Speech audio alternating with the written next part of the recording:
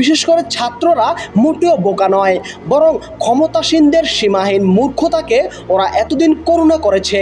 ওরা ওই দিকটাকে আসলে গুরুত্বই দিতে চায়নি।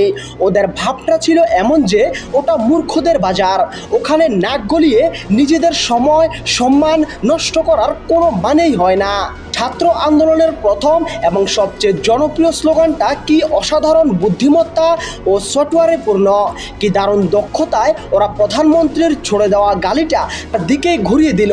অথচ রাজনীতির লোকেরা তো নয়, বুদ্ধিজীবীর পোশাক পরা চাটুকারেরা পর্যন্ত এর মর্মার্থ বুঝতে পারল না।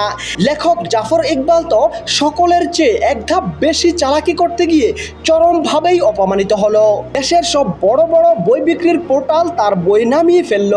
অধিকাংশ প্রকাশক পত্রিকা, বিশ্ববিদ্যালয়ের ক্যাম্পাস তাকে অবাঞ্ছিত ঘোষণা করলো। এই বয়সে এর চেয়ে অপমানের আর কি হতে পারে?